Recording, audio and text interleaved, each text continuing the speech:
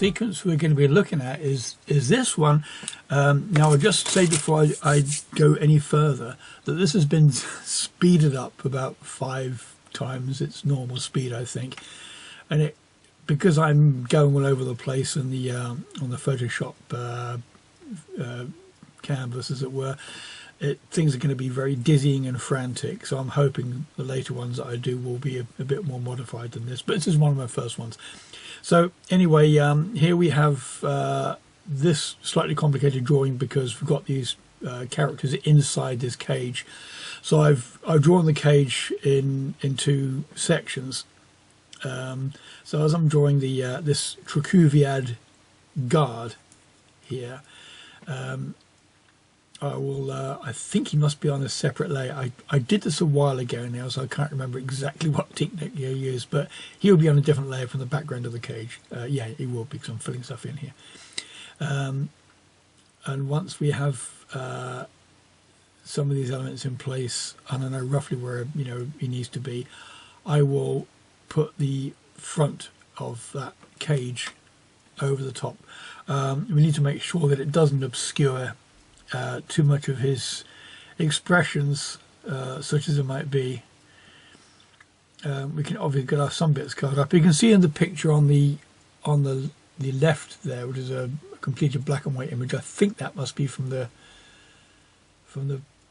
original black and white book. I think it is. Yes, it is, because I modified her raghini. Yes, it is.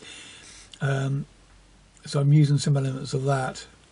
So I want to have her stepping out of the cage, and she's being led along, by the neck. So these people have no regard or respect for women and or females of any kind. They just push them around like we used to in the old days. Like us in our patriarchal, ghastly way.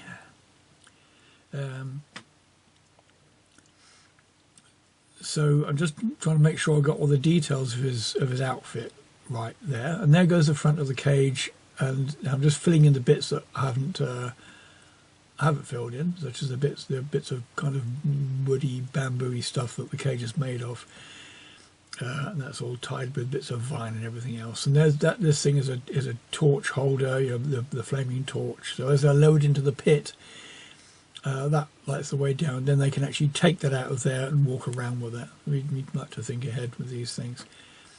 In this sequence, one of the guards has some human language, another one doesn't. So only one of them actually speaks. The other one uses his own language, which is some made-up nonsense that I've written down.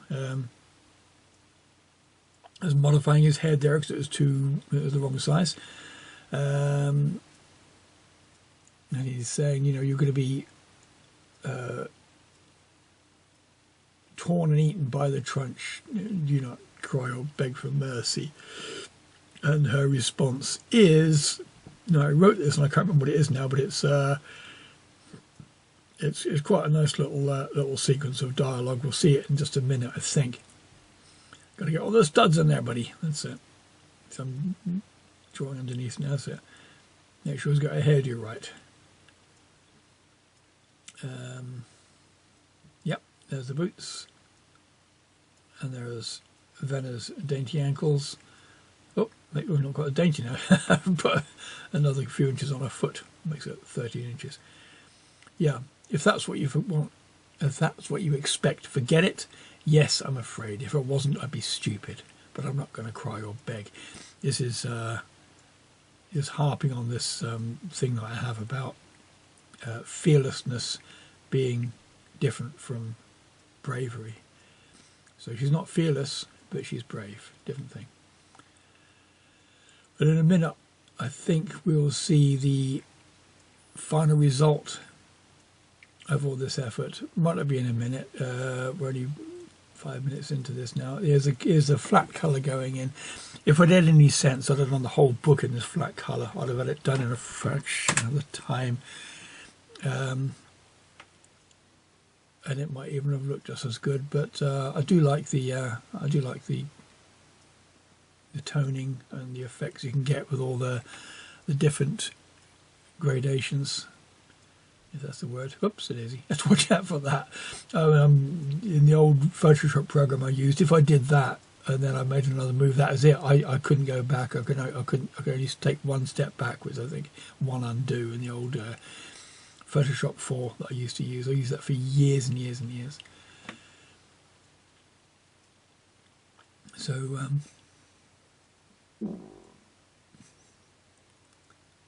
yep, going in for the last bits of the hair. Make sure we got the bikini filled in, or the rag kini as I call it. She put this together because her clothes got torn to pieces when she got into a brawl with about 6 of these louts. She was trying to rescue her friend Clayton. They were duffing him up, and she got her clothes torn to pieces. You know, so when she was sequestered in her cell waiting for her sentence, she used the last strands of clothes she had and made herself a little practical outfit that was at least going to stay on for the rest of the story. Oops, daisy. Yeah, I don't think I could have done this if I was using traditional ink and colouring on traditional paper. It would have taken me years and years and years. As it is, this particular book, I think, took me a total of 18 months, and that was working, you know, most of the time on it. So the last bits of detail are going in now. I mean, it does seem to be pretty frantic, but as I say, this is going 5 times faster than normal speed. Oh, and there's the final thing. That's the final image, and this is it with the captions. And thanks for joining me. There will be more of these as we go along. And the book is now available. You can get it on Amazon or your favourite online market site. There are 2 versions. One is a collector's edition. Go for that one. It's a few pounds more. It's many, many times better.